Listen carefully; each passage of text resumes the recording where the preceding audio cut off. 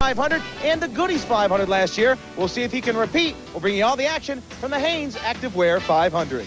After a one-week layoff, the Busch Grand National drivers return to work with a Saturday short track affair at Lanier Raceway in Gainesville, Georgia. We'll have all the highlights.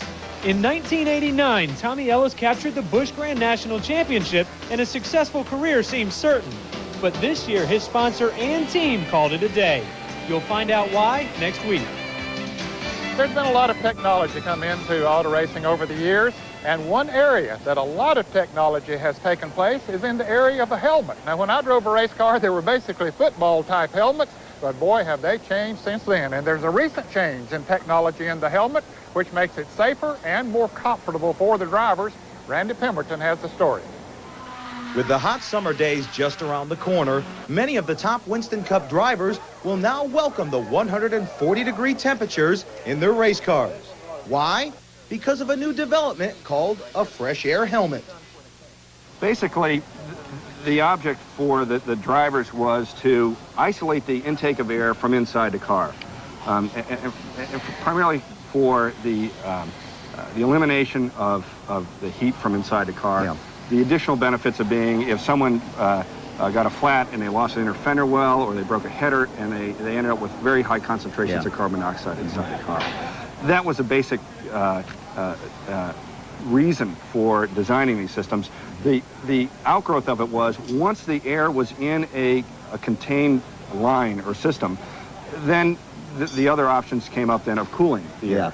And I have a unit here where there is an aluminum extrusion in the bottom of an insulated box. You simply pack this with ice, and you can cool the air by roughly 30 degrees.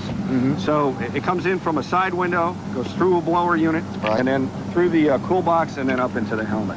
I think it's a definite advantage to have it. It's a much lighter system to carry around in the car. You don't have to mess with the cool suits and all the hoses and the liquid.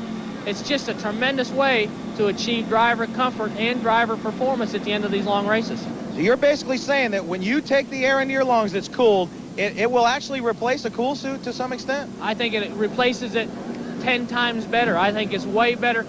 From what the doctors explained to me, when you are operated on in the hospital, they control your body temperature by the oxygen they give you while you're being operated on. They don't cover you up with blankets or uncover you to control your body temperature. They do it internally. This is what's woke me up to this system. Even some crew members are now filling up with fresh air with a portable unit. As it is, and there is a fan in the end of the housing here. It blows through into an opening in the side of the helmet with ductwork on the inside. And this, of course, gives them what? Cooler air, fresher air?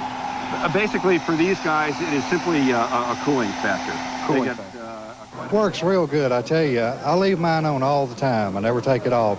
So it really gets hot on the inside. So, you know, it really blows some good cool air in there, and you're comfortable all day long.